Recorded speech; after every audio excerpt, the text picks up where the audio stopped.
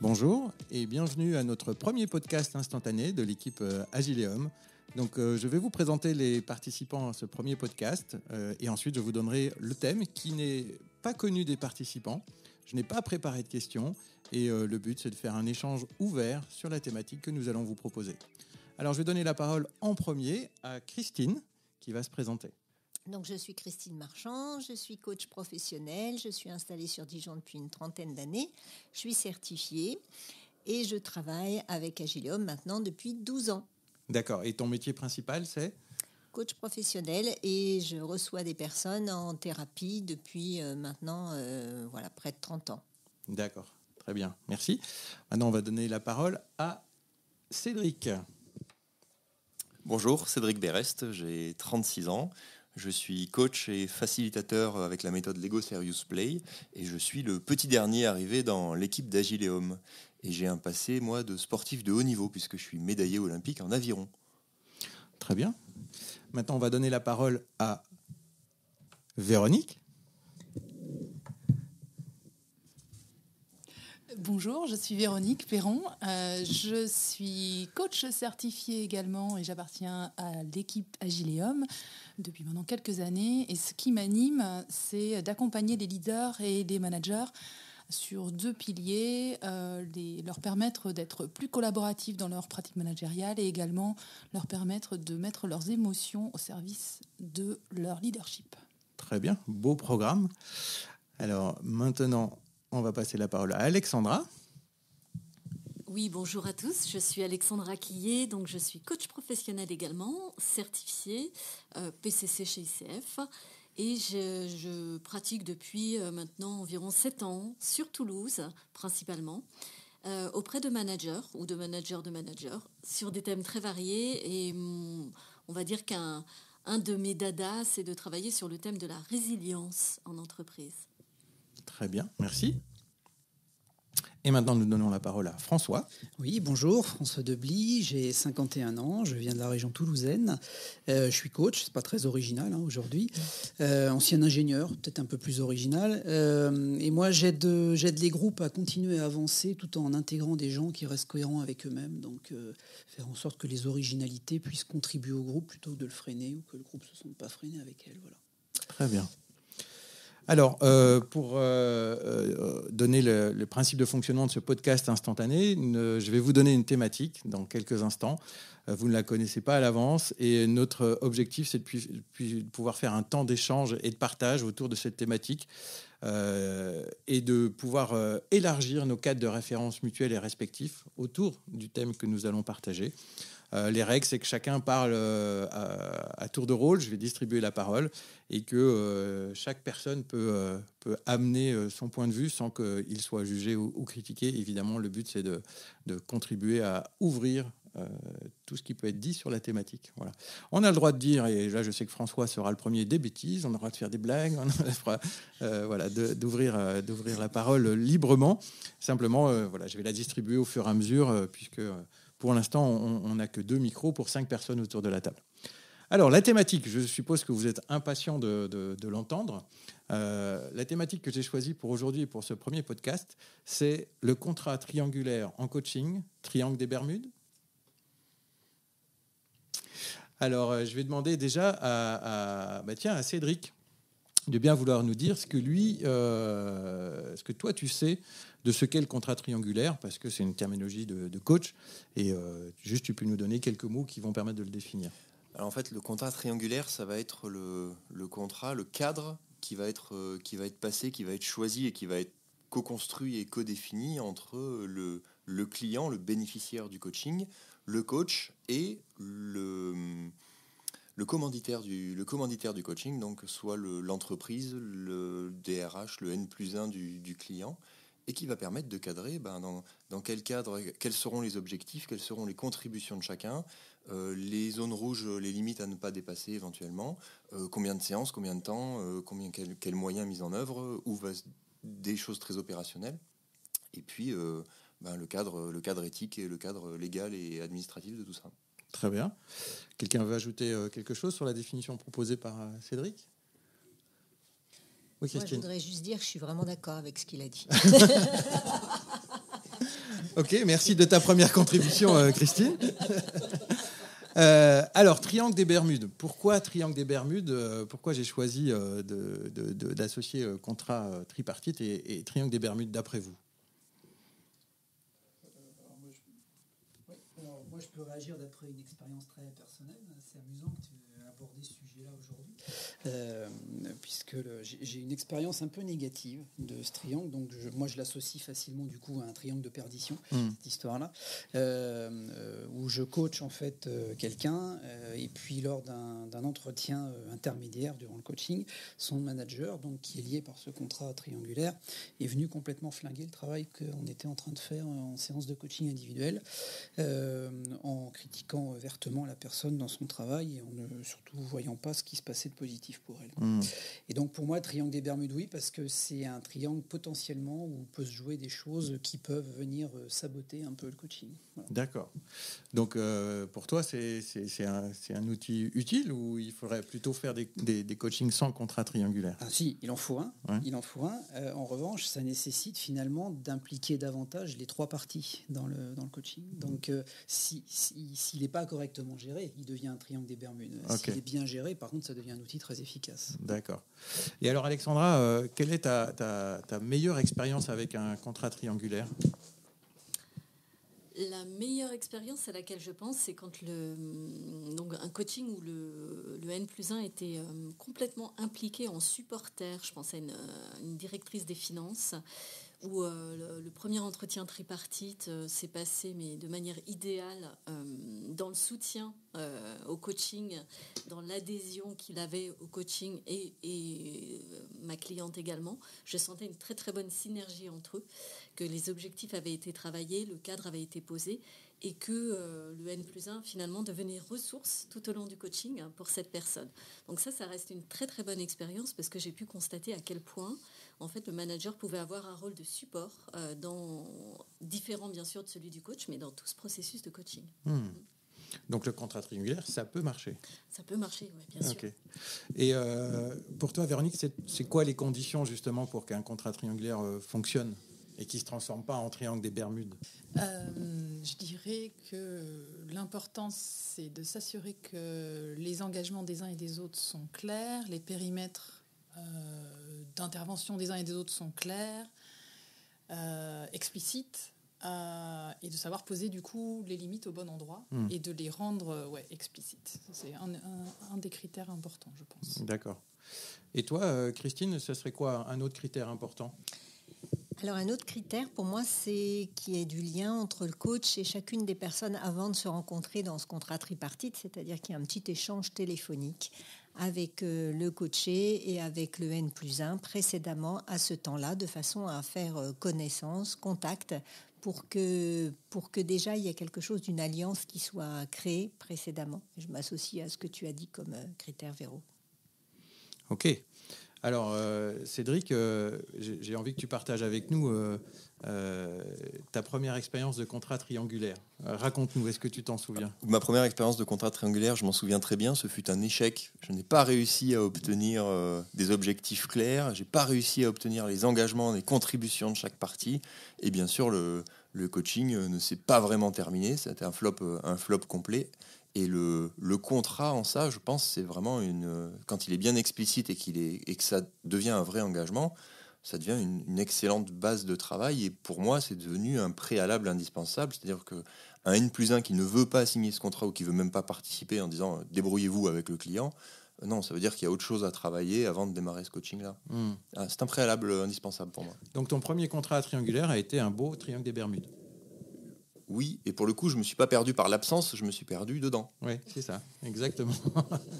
Ok, Christine, tu voulais ajouter quelque chose? Oui, donc Cédric, c'est pas là que tu as obtenu ta médaille olympique du contrat triangulaire. Beaucoup de coachs ont reçu cet enseignement du contrat triangulaire comme étant une partie importante du processus.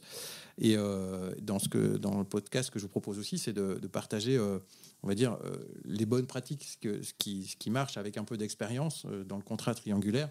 Est-ce que, Véronique, par exemple, tu peux nous dire, toi, quelque chose que tu as instauré dans ta pratique du contrat triangulaire qui, finalement, maintenant est ancré et qui est une bonne pratique pour toi? Je pense à une première chose que je fais à présent que je ne faisais pas au début, c'est qu'avant même la rencontre, j'envoie un document au N+1 et au client dans lequel qui leur permet de savoir en fait qu'est-ce que j'attends d'eux. Et ça leur permet déjà de réfléchir à ce que l'entretien que l'on a ensemble en tripartite et qui va permettre d'aboutir au contrat triangulaire, qu'ils aient déjà réfléchi et donc de les orienter vers à la fois j'attends d'eux des objectifs et pas des objectifs opérationnels qui sont en lien avec le lien N+1, N-1, mais bien un objectif de coaching et des indicateurs de mesure à quoi on saura concrètement. Donc ça, je trouve que ça fonctionne pas mal. Donc ça, tu as gardé ça dans ta pratique aujourd'hui? Ouais. Et toi, Alexandra, qu'est-ce que tu as comme expérience ancrée et réussie de la pratique du contrat triangulaire? Ce que je fais après l'entretien tripartite en général, c'est que j'écris un premier prototype de contrat que je soumets aux deux parties et qu'ils peuvent relire à loisir et réajuster à loisir avant de rédiger le contrat final. Et ça, je trouvais que c'était une bonne manière, au fur et à mesure de mes expériences de coaching, de pouvoir réfléchir un peu plus longuement aux objectifs, réajuster, soulever les malentendus, etc. Donc ça marche assez bien, je l'ai gardé. D'accord, super. Et toi, François, est-ce qu'il y a une pratique spécifique que tu gardes du contrat triangulaire? Pour ma part, il y a surtout des questions essentielles que je pose. Comme par exemple? Par exemple, demander au N+1 qu'est-ce qu'il est prêt à faire pour que le coaching réussisse. Super. J'ai parfois des réponses. Ah bon, il faut que je fasse quelque chose, donc, avec une DRH qui éclate de rire à côté. Donc c'est toujours assez amusant, mais ce sont des questions importantes. Quels sont les enjeux du coaching aussi? Parce qu'il y a parfois des enjeux cachés qu'il faut arriver à soulever à ce moment-là. Des enjeux qui peuvent aller à l'extrême jusqu'à si le coaching échoue, la personne sera licenciée. Donc il peut y avoir ce genre de choses. Donc c'est bien de soulever aussi des choses un peu à cet endroit-là pour que le contrat soit clair. Ok. Aujourd'hui, est-ce qu'il y a quelqu'un autour de la table qui a déjà fait des coachings sans contrat triangulaire? Allez, avouez, va. Oui, Christine? Alors, moi, c'est pas tout à fait sans contrat triangulaire, mais j'ai accepté de faire un contrat triangulaire avec donc le coaché, la DRH et sans la présence du N+1, parce que la DRH m'avait indiqué que elle et le N+1 étaient tout à fait en accord sur les objectifs, qu'ils les avaient travaillés ensemble, etc. Et ça s'est pas bien passé. Et donc, je me souviens plus du coup où est ta question, parce que je suis partie carrément dans mon expérience. Là, c'était quoi ta question déjà? Mais c'était, est-ce que tu as une pratique de coaching sans contrat triangulaire? Alors voilà, du coup, en réalité, j'ai fait un coaching sans réellement contrat triangulaire, puisque le N+1 n'était pas là. Et lorsque, au bilan, il a été présent, eh bien, ça s'est passé un peu comme ce que disait François, c'est-à-dire que comme il n'avait pas été associé, eh bien, il n'a pas compris la démarche. Je pense qu'il n'avait pas l'intention de nuire, juste il n'avait pas compris la démarche et il était complètement à côté de la plaque. Donc, en fait, j'ai considéré que ce jour-là, j'avais fait un coaching sans contrat triangulaire. Ok. Alors, je voudrais revenir sur ce que tu as dit, Alexandra. Donc c'est toi qui rédiges le contrat que tu soumets à relecture. Voilà. Est-ce qu'ici, autour de la table, il y a d'autres pratiques sur la formalisation du contrat? J'ai un template, un modèle pré-rempli, mais avec des espaces vides. Et c'est ce document-là que j'envoie avant la rencontre. Et je préviens le coaché, le client, que je lui demanderai de synthétiser à la fin. Et donc, je lui demande à lui de rédiger avec ses propres mots, de le soumettre ensuite à son N+1 pour signature et ensuite de me le renvoyer. D'accord. Et ça m'est arrivé une fois que le résultat ne correspondait pas vraiment à ce qu'on s'était dit. Et du coup, j'ai longtemps hésité, mais je leur ai dit de le retravailler, en tout cas que ce n'était pas tout à fait ça qu'on s'était dit à 3. Donc, moi, je le fais faire par le client. À partir d'un modèle que tu leur fournis. À partir d'un modèle que je leur fournis. Par contre, dans les pratiques que j'ai développées depuis aussi, c'est que moi, de mon côté, à l'issue de la tripartite, je me fais... Alors, excuse-moi, quand tu dis tripartite, oui. c'est la même chose que contrat triangulaire. Oui, c'est la rencontre, la rencontre entre les trois permet parties. d'écrire ce contrat triangulaire. À l'issue, je me fais ma propre carte mentale avec les grands objectifs qui ont été évoqués par le client et j'y mets les verbatim que le client ou le manager ont cité. Et je trouve que c'est très aidant quand on arrive en fin de coaching, parce que souvent ils se rendent plus compte que on avait aussi posé ça comme objectif, mais c'est plus un problème maintenant. En fait, non, ça c'est et voilà. Donc mais ça m'aide plus moi, et c'est en complément. Ok. Oui, parce que Cédric, j'aimerais bien que tu nous donnes le sens de ce contrat. Finalement, il sert, on a compris, à définir le cadre, à se mettre d'accord sur les objectifs, mais on le réutilise à quel moment après dans le coaching ? Alors en fait, la première utilité du contrat, ça va être d'expliciter la demande, puisqu'il faut bien que le changement soit souhaité par le client et pas que seulement par le manager ou par le coach, mais vraiment le client, il y a une demande de sa part. Donc ça nous permet de la creuser, de l'expliciter ou éventuellement d'en révéler une autre. Et puis ça permet ensuite de déclencher un nouveau regard, un passage à l'action. Et à la fin, ça va nous permettre de mesurer les progrès accomplis pendant le coaching ou l'absence de progrès, mais ça c'est aussi de la matière de travail. Et puis, si jamais pendant le coaching, il se passe quelque chose qui ne correspond pas à ce qui avait été défini, ça permet aussi de recadrer ou de confronter. Et là, à nouveau, ça fournit au coach et au client de la matière. C'est des choses à emmener dans la relation de coaching. On s'était dit ça, ça n'arrive pas, ou il est arrivé autre chose. Qu'est-ce qu'on en fait Qu'est-ce qu'on fait à partir de maintenant ? Donc, c'est finalement quelque chose qui vit tout au long du coaching, alors, dans ta pratique. Il peut arriver qu'on n'en ait pas besoin. C'est-à-dire le contrat, on l'a signé, puis en fait, l'action de coaching démarre, les séances se passent naturellement, simplement, facilement, et le progrès est là. Et effectivement, à la fin, on coche bêtement les cases de dire ça, on l'a fait, ça, on l'a fait, ça, on l'a fait. Et puis, des fois, on en a besoin dès la deuxième séance parce que les contributions respectives ne sont pas là ou ne sont pas respectées. Ok.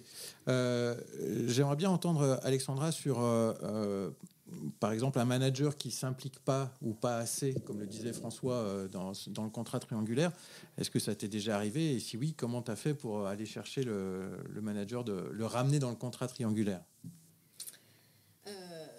Alors, le manager qui ne s'implique pas, je dois dire, je n'ai pas eu vraiment le cas directement. En revanche, je travaille pour une boîte de coaching qui fait le contrat triangulaire en lieu et place du coach. Et du coup, je n'ai pas en rapport direct le manager. Donc ça, c'est intéressant de voir qu'en fait, la relation de coaching, elle se passe qu'avec le client. Et effectivement, ça arrive souvent dans ce cadre-là que le manager soit complètement désintéressé à la démarche de coaching. Je n'ai jamais aucun contact en fait, avec lui. D'accord. Voilà. Dans la relation de coaching, du coup, il n'existe pas. Voilà. C'est un fait. Et en revanche, je demande toujours à mon client, dans ce cas-là, de pouvoir alerter son N+1 pas alerter, mais en fait rester en contact de son N+1 pour qu'il puisse éventuellement lui faire part de difficultés, en tout cas si la relation le permet, parce que des fois la relation est très distante, et de pouvoir introduire le N+1 à un moment donné dans un entretien tripartite, quand c'est possible dans le cadre du contrat. Okay. Donc il y a des fois où donc tu n'as pas cet interlocuteur dans le contrat tripartite. Okay. Et le contrat tripartite existe pourtant. Ouais. Ouais. Et toi, tu en as quand même connaissance ? Oui, tout à fait. Bien. Oui, bien sûr, François, vas-y. Juste une métaphore, ce que vient de dire Alexandra, ça me fait penser à la chanson de Mort Schumann, Le Triangle des Bermudes. Plus personne ne répond à la radio. Oui, c'est ça. C'est ça. C'est pour ça que j'avais choisi cette image, parce que j'ai la même référence que toi. On doit être à peu près de la même génération. Oui, ce triangle des Bermudes où à un moment donné, on peut vraiment s'y perdre. Nous, le client et le commanditaire. Voilà, c'était ça que je voulais vous proposer en termes d'échange, c'était d'ouvrir les pratiques, les regards sur cette thématique du contrat triangulaire qui est un élément important dans le métier de coach. Donc là, il nous reste quelques minutes pour qu'on puisse conclure ce premier podcast avec ma question qui est: Qu'est-ce que vous allez retenir, vous, de cet échange? Qu'est-ce que cet échange vous a permis de confirmer ou d'apprendre ou de découvrir dans la pratique des 5 coachs qui étaient autour de la table? Qu'est-ce que vous allez en prendre, voilà, pour vous de cet échange? Oui, Christine. Eh bien, moi, je dirais qu'avec ta proposition de réflexion, je m'aperçois que le contrat triangulaire, c'est vraiment pour éviter le triangle des Bermudes. C'est-à-dire que ce sont des outils de navigation, vraiment pour pouvoir le contourner et faire en sorte de ne pas ni s'y perdre, ni perdre le N+1, ni le coaché qui est le client, de façon à ce que tout le monde aille dans le même sens et passe la mer, même s'il y a des grosses vagues, quoi. Ok, super. Oui, Cédric. Je souscris. Merci. Mais ce qui m'intéresse, c'est qu'est-ce que toi, tu vas en retenir et en faire? Le contrat triangulaire comme un outil et pas comme une fin en soi. Ok. L'objectif, c'est pas d'avoir un beau contrat. L'objectif, c'est que c'est bien un outil au service du coaching, de l'accompagnement et de l'atteinte des objectifs du client. Ok, très bien. Et toi, Alexandra? Moi, tu vois, l'image qui me vient, c'est une image un peu sportive, mais quand tu fais du saut à l'élastique, pour la première fois, tu vas t'assurer que tout le matos soit en bon état et que tu aies les sécurités nécessaires, tu vois, avant de sauter. Et pour moi, le contrat triangulaire, c'est un peu ça. C'est ce qui va permettre, d'une part, la sécurité, donc le cadre du coaching et de pouvoir assurer un certain nombre de paramètres. Et puis de l'autre, c'est aussi ce qui va pouvoir assurer des permissions, finalement, pour le coaching et qui va permettre, quelque part, une libération entre le client et son coach, quoi. Ok. Mais du coup, qu'est-ce que cet échange, toi, là, va te permettre de modifier ou de confirmer dans ta pratique du contrat triangulaire? Qu'est-ce que tu vas prendre de cet échange pour le transposer dans ta pratique? En fait, moi, ce qui m'a juste sur le processus, parce que cette réflexion, je l'ai eue en entendant tous mes collègues, mais sur le processus même, ce que je trouve intéressant, c'est de faire participer le client à la définition, à l'écriture, pas à la définition, mais à l'écriture des objectifs. Tu vois, ce que je ne faisais pas auparavant. Et ça, je le testerai bien, ouais. Ok, super. François? Moi, je vais repartir avec le fait que le contrat se contractualise. C'est-à-dire que jusqu'à présent, pour ma part, c'était plus une formalité. Je me rends compte que je ne prépare pas assez cette étape-là, qui est pourtant assez importante. Donc, je vais travailler à comment je pourrais dire, à la rendre plus formelle, plus opératoire, en fait. Très bien, super. Et toi, Véronique? Moi, je repars avec la confirmation que c'est un outil important pour impliquer et co-responsabiliser les 3 personnes qui vont faire partie du coaching. Tout ne repose pas sur les épaules du coach, tout ne repose pas sur les épaules du client. Chacun a sa part. Et pour moi, je repars avec ça, ça a remis ça en lumière, en fait. Super. Bien, et pour terminer ce podcast, je vais vous demander juste un mot qui va résumer ce que vous avez capté de cet échange en lien avec la thématique qui était le contrat triangulaire, triangle des Bermudes. Voilà, un mot qui vous vient inspiré par l'échange. Voilà, en mode popcorn comme ça. Voilà, François. Protection. Oui. Triangle équilatéral. Oui, très bien. C'est 2 mots, mais j'accepte. Bermuda. Ok, très bien. Christine? Ben moi, c'est le bleu de la mer, en fait. Tu vois, j'étais avec le triangle des Bermudes, la navigation, et donc c'est le bleu de la mer. Le bleu de la mer, très bien. Voilà. Et Alexandra? J'aurais dit navigation aussi. Navigation, ok. Super, écoutez, voilà, merci beaucoup pour cette première expérimentation de podcast instantané, c'est-à-dire que c'est vraiment quelque chose dans le vif, dans le vivant. Seule la thématique a été préparée par moi, mais ni les questions ni vos réponses n'ont été préparées à l'avance. Et le but, c'est de pouvoir partager et élargir notre cadre de référence, nos pratiques, s'inspirer des uns et des autres. Et si ça peut en inspirer d'autres, eh bien tant mieux. Donc, je vous donne rendez-vous au prochain podcast instantané, puisqu'il y en aura d'autres, ça c'est sûr. Et je vous remercie pour votre participation et votre contribution. Et je vous dis à bientôt.